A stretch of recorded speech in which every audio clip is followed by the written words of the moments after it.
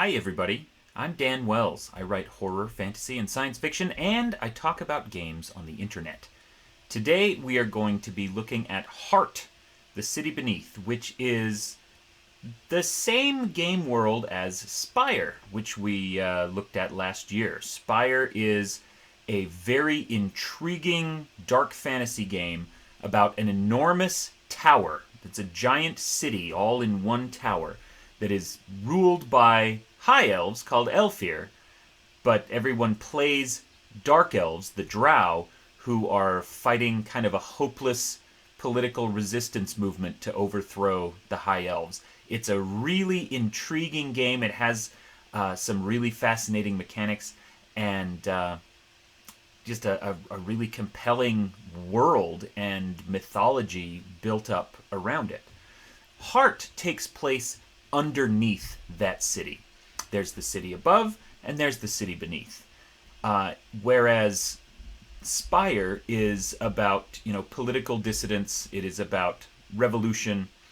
Heart is a dungeon crawl, sort of. But I don't want you to get the wrong impression about it. This is not the kind of game where there's a map and you kind of go room by room and kill a bunch of orcs and get a bunch of treasure. This is maybe more accurate to call it an exploration game in which you are delving deep into a completely shattered reality that exists underground, and you are trying to explore, you're trying to find new things, you're trying to gather resources. So it is a dungeon, and you are crawling through it, but everything else that you might think about the game is different.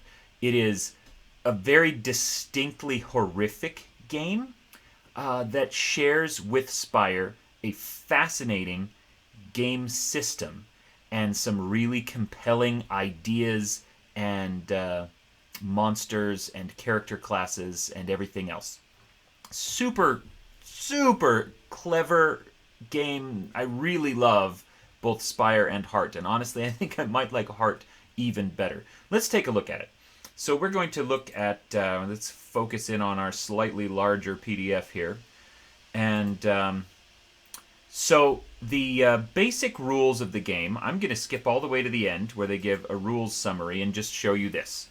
So the core mechanic of the game, in some ways it's similar to Blades in the Dark, in that the characters' roles, the players' roles, can cause them damage. You never have to roll for bad guys or for monsters, because the players themselves will either succeed and hurt the monsters or fail and get hurt by the monsters, all in a single roll. It's a really slick system in that way.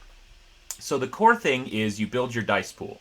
Whenever you attempt an action, you get 1d10, and then if you have a skill, a domain, or a mastery that applies to it, you can get extra d10s, up to 4. And then you roll them, and you look at the highest one, and you compare it to this chart here.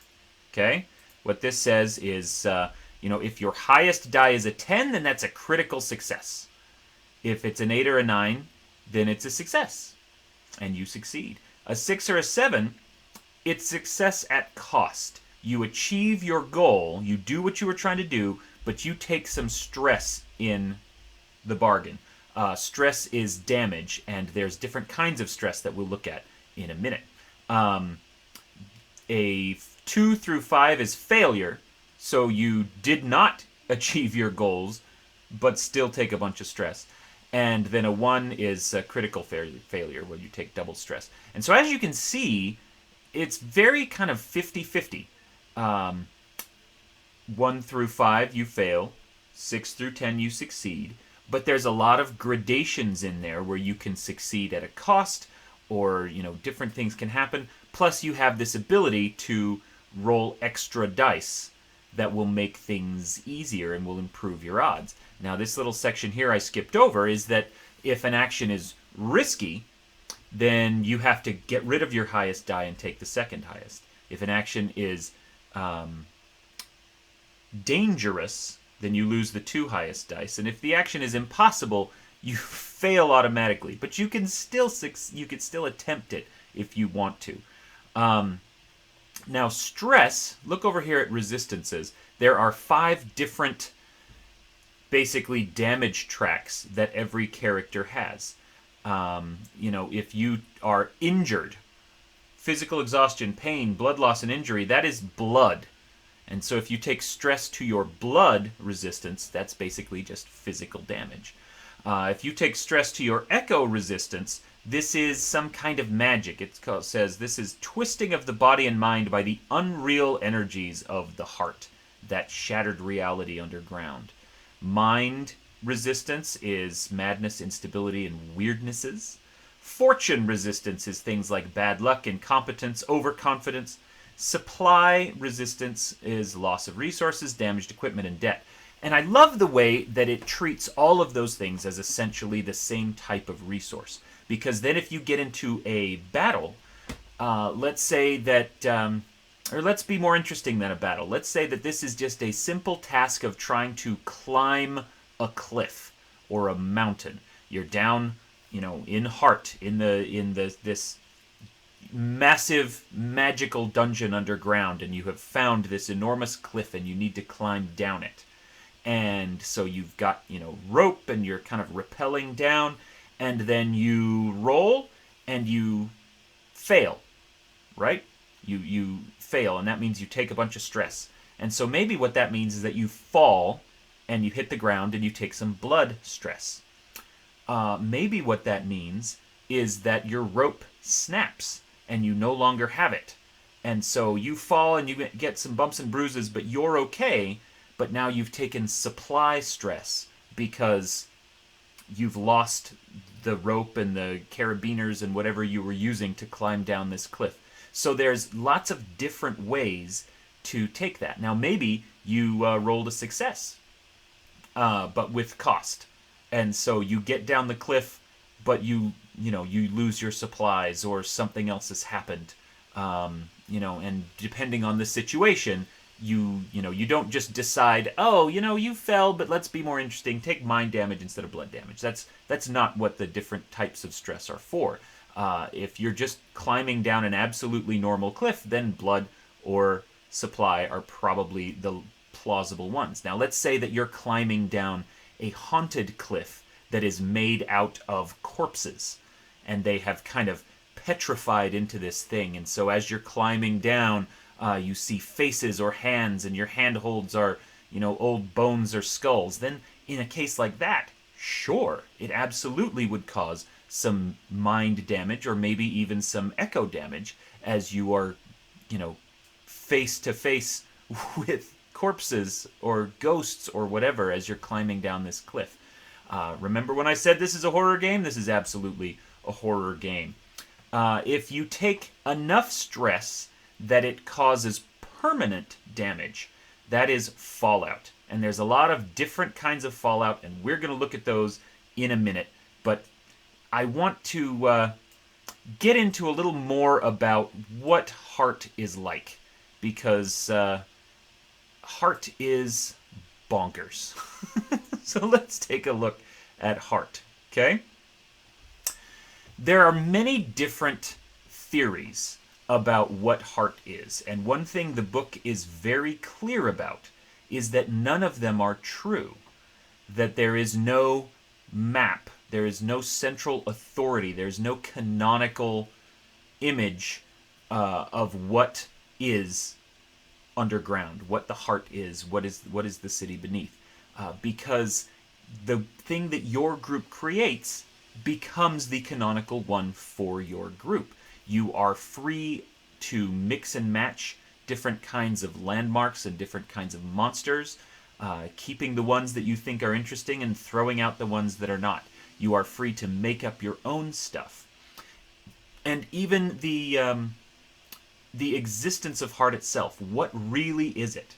Is it the embryonic form of an eldritch god that has been captured and is used to power the city of Spire? If you think that's awesome, then sure, that's what it is.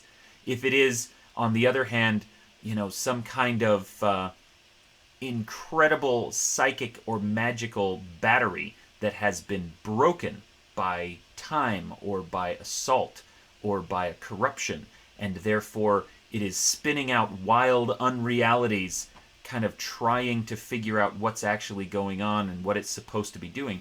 You can do that as well. There's several theories presented in the book.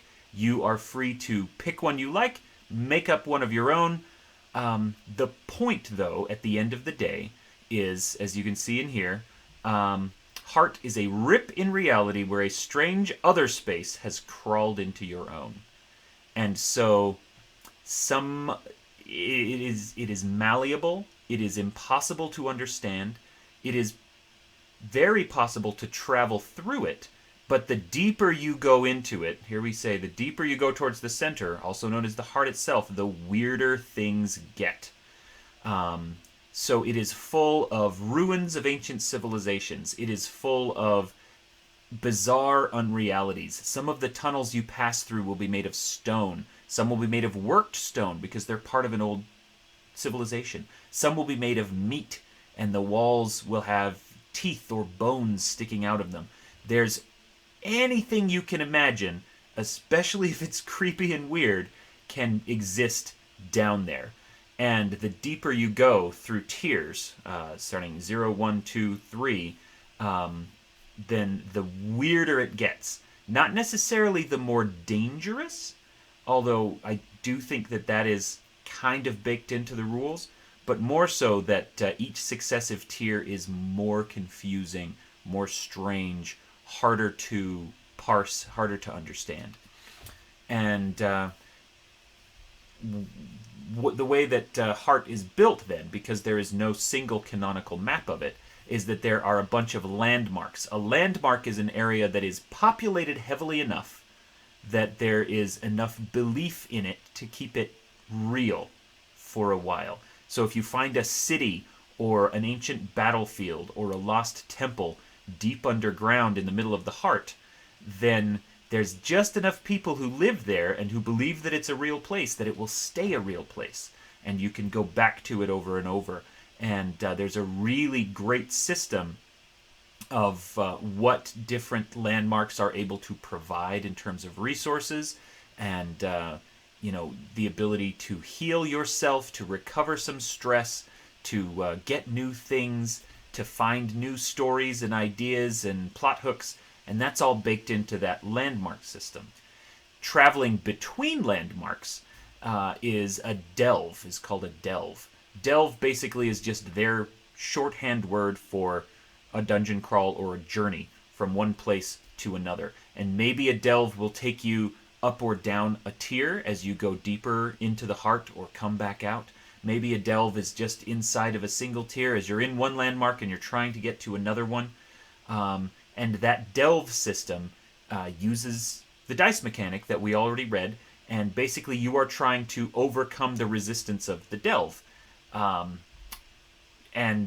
So a very short, relatively easy journey might just have 4, 8, 10 resistance, and a few, you could overcome that in maybe 3 dice rolls. A much more complicated one will be, a bunch more resistance, and you have to cause a bunch more stress to it. And so there's just a single dice mechanic that covers everything, and you never have to worry about picking, pulling monsters out of a monster manual and throwing them at your players, because the delve itself will take care of that. So let's say that cliff face that we were talking about is the delve. And if we wanted to make that really complicated, we could have it be so much more than just a cliff face that they have to climb down to get from point A to point B. We could add in some extra things so that they're not making, 4 or 5 rolls that are all just climbing rolls. We could add some complication to that. Maybe some of those creatures, in this undead cliff face that's been petrified, maybe some of them are, like I said, ghosts, and they can communicate, and they are asking you for things. They want to get free, or they want to get revenge. And so then you have social interaction as you try to figure out what these ghosts want. Is it something valuable? Are they willing to give you something you want in return for that?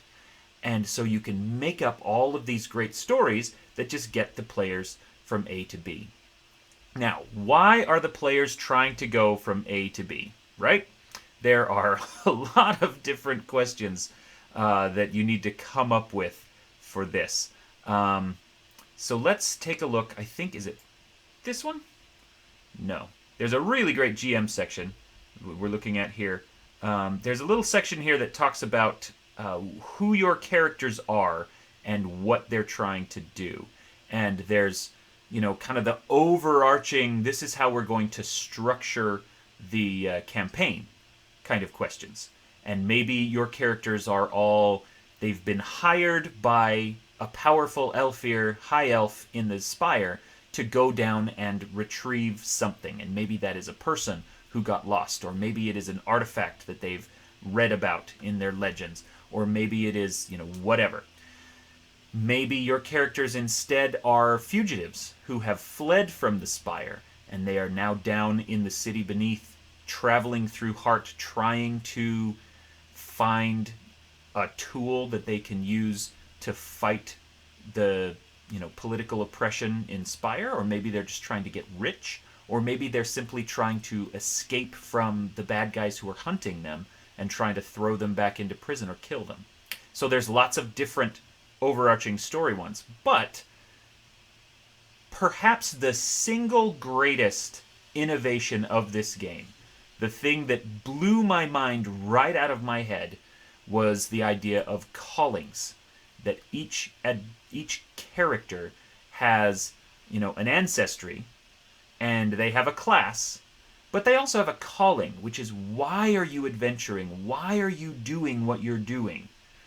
And I want to get to that, but let's start with ancestries, okay? We're going to look at the character creation itself. So, whereas in Spire, everyone plays a drow, Heart has 4 ancestries. There's drow, there are humans, there are the high elves, the Elfir, and there are gnolls. And each one is different. This is not a super numerical, crunchy kind of game, and so, when you pick, say, gnoll as your character ancestry, it says, answer one of the following questions when you make your character. You traveled to the Heart in search of something specific. Why? Or you fled the Spire. Why? Or you were born down here. Why? And then over here it says, when you generate your character, roll or pick twice to create some trinkets and keepsakes that they've brought with them from the city beneath. And it's just a 20-sided thing, and maybe you've decided you've traveled to the Heart in search of something specific. You were hired as a guide because you are good at finding your way around things. Okay, so that's why you're here. And then you roll, and you get 9. You have a warm, leathery egg. And 15, you have a book of macabre fairy tales. And that's your ancestry. You don't need to worry about attributes or attribute bonuses or, does a gnoll have special teeth attacks? Like, it's a very narrative game, and all of that can be handled by the dice system that we just read. So it's very story-focused when you create your character. Okay, so those are the 4 character classes. Next up, we get to callings.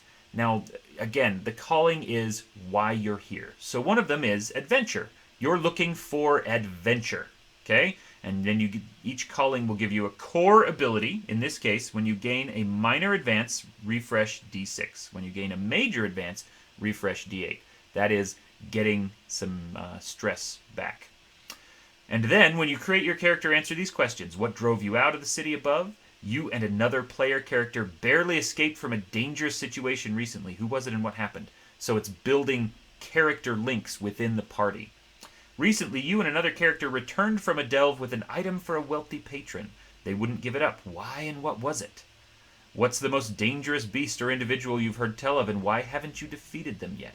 So if your calling is adventure, if you are going into the Heart because you're looking for adventure, then these are the kinds of story things that you use, these hooks to create your character.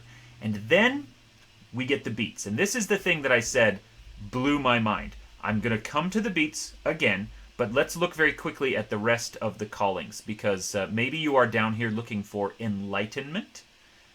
Maybe you have been forced to come down here, by circumstance or by a larger organization. Maybe heart song. When you sleep, you dream of the heart. You're half mad with glimpses of knowledge, mad enough to go ever deeper into the Undercity looking for revelations. So you just feel a compelling supernatural calling to come down here. Maybe you're a penitent. You've done something horrible and you hope to find redemption or absolution down in the heart. These are the 5 callings that can kind of change what your the reason that you're down here. So now let's look at the beats. So there are minor beats and there are major beats. And what these are is every game session you will pick 2 or 3 of these beats. And these are ways that you gain experience, essentially. This is how you advance, this is how you become more powerful, is by fulfilling these.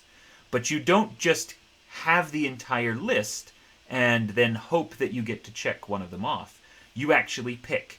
And you tell your game master and say, okay, the beats that I've taken this time are, I'm going to take minor blood fallout, which is permanent physical injury.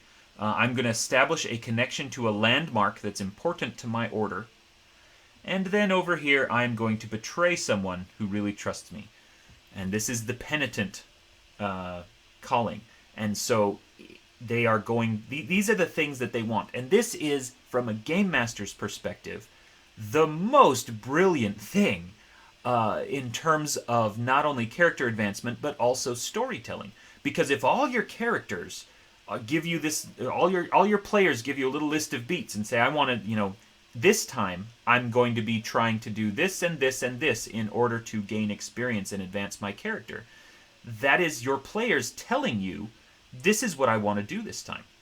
I think that it is time for me to betray someone who trusts me. I want to fulfill, establish this connection to a landmark that's important to my order. That's going to be a big story beat for me because I'm, a penitent person trying to redeem myself, but then failing at the same time because I'm betraying someone. And the game master gets all of these beats from all the players and says, oh, this is great stuff. Because now I know what kind of story they want to tell. And I know what kinds of good and bad things they want to happen to their character. And I know exactly where to take this story. It is such a wonderful system that ever since I read it, I've been thinking about how I could incorporate it into other role-playing games. Because this story beat system is so great. Let's take a look at the Enlightenment beats.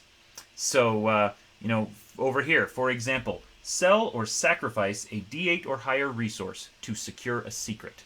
So they gain experience if during this session they give up something valuable in order to learn a secret because they're trying to achieve enlightenment. Over here, find a source of knowledge on tier 3 of the heart.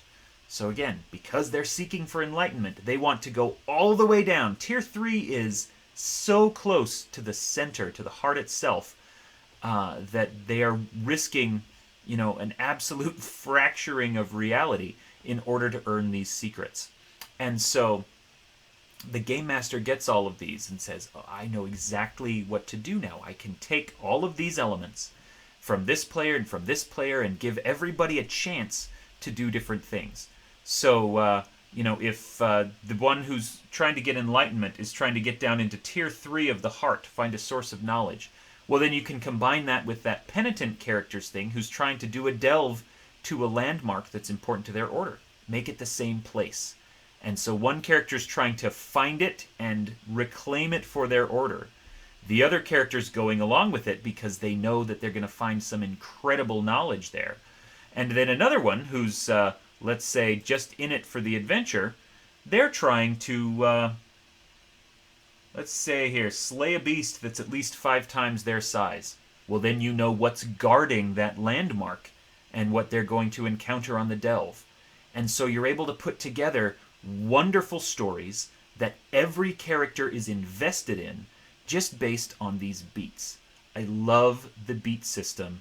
It's so clever, and it's baked right into the heart of the game system, and so it's all just smooth, and it plays really well.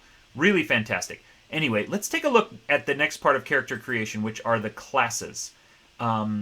Similar to Spire, the classes are familiar in the broad outline, in silhouette, but rather than just things like fighter and cleric and thief, they're very specific to the world building, to this kind of dark fantasy horror world of Heart. So, oh, excuse me. A cleaver is someone who is, they're a fighter. They want to kill big monsters. There is a deadwalker who, let's see, always obsessed with death. This is almost a necromancer or an undead. If you actually want to be kind of an aware and intelligent zombie, then this is a class for you. There's the Deep Apiarist. This is my favorite one by a mile because this is a person who has converted their physical body into a magical beehive, and the bees live inside of them. And then they can fly out and do things, and they can accomplish things. There's a heretic, which is kind of a religious thing, sort of like the dark side of being a cleric or a paladin. There is the hound, who's basically a ranger or a hunter. The incarnadine, who is someone who worships the god of debt and owes an incredible debt to the god of debt, and then uses that to exact debts from other people and from monsters. Really fascinating idea.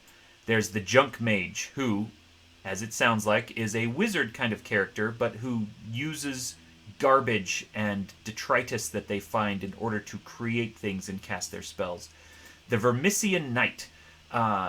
In Spire, one of the really interesting things in the giant tower city is the Vermissian network. Basically a multi-dimensional subway system that they tried to build, but that got out of hand, as you would expect a multi-dimensional subway system to get. It's this public transit system that was supposed to be great and ended up kind of fracturing reality, and so there are different characters that interact with that in different ways. What we learn in this book is that they were trying to delve all the way down to the heart itself to power that network, and that trying to create that Vermissian network is what kind of fractured the heart a little bit in the first place. And so the Vermissian network is still a really big important thing, and if you are a knight who is connected to it, then that's your character class. Last of all, there is a witch. If you want to be able to curse people and have magic power and do all these kinds of great things, there's a witch. So let's take a look back at my favorite one, the Deep Apiarist, and dig into a little bit of what this is. So, as a Deep Apiarist, you have the Mend skill, so you can fix things and heal people. You have the Occult Domain, and remember, these are part of the dice mechanic. So if you are trying to, say, interpret some writing that you find in an ancient tomb, that's a D10. But if you have the Occult Domain, you might be able to say, well, this is, creepy occult writing. I may have run across this in my studies before. Does my domain apply to this? And the Game Master's like, sure, you have the Occult Domain, so get an extra D10, and then you get a roll 2 instead of 1. Resource, you have a Heart's Bloom Rose in a glass jar, and that is a thing that is an occult resource. It's a fragile resource. These are all keywords with meaning that I won't go into. You can read the book, but its power is D6.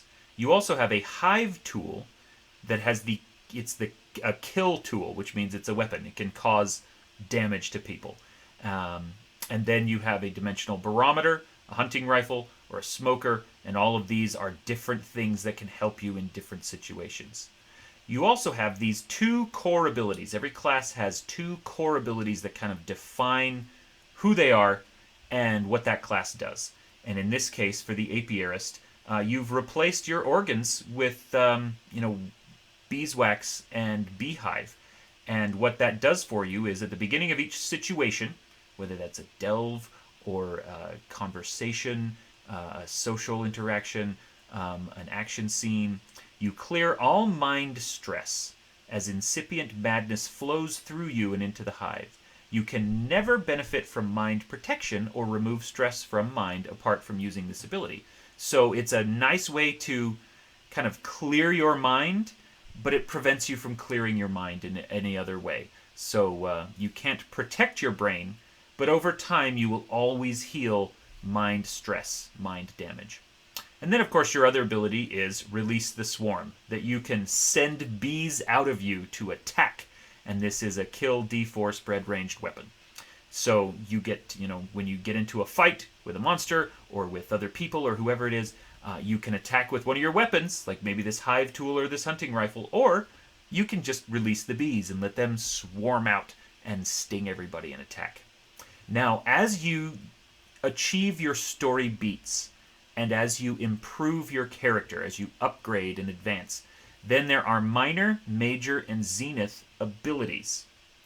And so, for example, there's a perfect machine. You see that cogs, gears, and engines are just echoes of the infinite staggering majesty that is the hive. You gain the technology domain. Given time, you can repair technological devices even if you don't have the right parts. You synthesize them from wax and extruded bone. So the primary benefit of that is it adds an extra domain, so that anytime you're dealing with technology, with a machine or a device or an arcane engine, then you get to roll that extra dice to deal with it because you now understand technology better.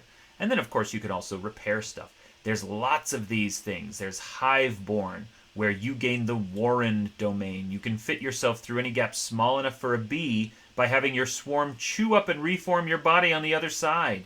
So there's all these just wonderful, flavorful abilities of this insane body horror character class that you're able to do. How about this one? Many Eyes. Gain the Discern skill. When you stand still and close your eyes, you can see through the eyes of any of your bees, allowing you to spy around corners or look into closed spaces. So there's all of these minor abilities that give you just a little boost and help you kind of build the character that you want. If you want to be better at this or better at this, etc. You know how leveling up in a game works. Major abilities are a little more major, as the name implies. So, Annihilation. Your body is unheart. It burns through the parasitic world of meat and bone. Against hearts-blooded people or creatures, your touch functions as a kill D8 weapon. As you use it, your flesh roils and cracks, but the swarm repairs it as quickly as it is unmade. Your opponent doesn't have a luxury. Against any other target, it functions as a kill D6 weapon. And then once you gain this major ability, it unlocks these other minor abilities that you can use to upgrade your cool major thing that lets you attack people. There's all of these others, Sacred Geometry, Blessed Toxin, all these cool major abilities, and then we get to the Zenith Abilities. The Zenith Abilities are really interesting because they are unilaterally the end of your character. You can use them once, they give you an incredibly powerful effect, and then you die, or you are trapped forever in stasis, or you are insane. However it works, you lose your character, you roll up a new one next time, but you have been able to achieve something incredibly powerful. So, for example, Surrender to Chaos. A lifetime of carving order from disorder, and still the heart remains chaotic. You lost before you ever started. You give in tragically and catastrophically. When you cast this spell, everything that is ordered around you flips to disorder. Buildings collapse, machinery overloads and malfunctions, disease runs rampant, language breaks down, and fire crackles at the edges of your vision. You are unmade, inverted, your bees are destroyed, and the heart arrives to greedily consume your essence. The heart itself spontaneously manifests in your current position. You are killed when this ability is used, crushed under the weight of impossible mathematics and ruinous vectors. Lines and angles no longer fully meet at the seams as raw nuclear chaos unfolds within you. After a few seconds of utter nightmare, the manifestation collapses, lapsing back into its natural state. There's not a lot of situations where you would be willing to essentially turn yourself into a reality nuke. But when that situation appears, and you're like, well, the only way we can get out of this problem, the only way we can kill this monster or escape these warriors or survive this horrible delve that we've gotten ourselves too deep into, is for me to unmake reality for a few seconds and give the rest of you a chance to run away, then that's what you can do. These Zenith abilities, there's 3 or so for every class. And like I said, they all result in your character dying. And the game is clear about the fact that this is not like a long campaign. You're not going to be playing this for 30 sessions, maybe 7 or 8. And then your characters will have achieved their zenith. They will, go out with a blaze of glory. And then you either roll a new character or, you take a break and you go play Spire instead. It's designed for short, punchy, really memorable stories that end in tragedy and horror, because this is not a game about a world that is, easy and loves you and wants you to succeed.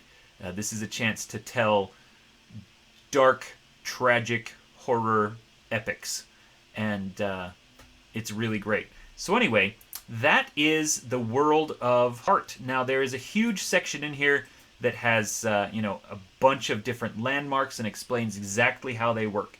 There's a huge section that talks about all the different kinds of delves and how to create your own landmarks and create your own delves. It talks about how to create your own adversaries, but then also gives a really impressive list of, pre-existing adversaries. If you want, a horrific meat angel, then we've got your back. Here's a carrion pig. There's some kind of horrible druid gang. There's all kinds of different. There's a pretty extensive monster manual list in here. But you will notice, for example, let's look at the ghost. There's no stats. It gives descriptions. It gives motivations. It gives different kinds of difficulties. There's a resistance to overcome it, and there's different abilities that it has, like protection from certain kinds of damage. But for the most part, your characters, what you're doing is you're throwing this adversary out and then asking the players to figure out what they're going to do about it. And as they try to attack it, if they use piercing or different kinds of damage, then they're not going to be able to defeat this ghost. They need a specific kind of damage in order to be able to hurt it. And then there are, let's see, there's also all these special rules that explain, how it works. And then you use that dice mechanic as they try to overcome this ghost or this Knoll incursion team or these harpies or a Heart's Blood beast, whatever it is that you're going to throw at them. And their own rolls will determine success or failure and which side of the party takes damage and how much and all of that. Really, I can't say enough good things about this game. The game also includes, I think this is really funny, a map, which is this kind of two-sided hex thing that has nothing on it. Which is, like they said, there is no canonical map of the heart. You can draw your own as you move around in it, but there's no specific thing. So anyway, that is Heart. It is a really cool, compelling, dark fantasy exploration game that has a really solid dice mechanic, a very narrative, story-driven rule set, and a really wonderful storytelling tool in the way the beats work, the way the delves work.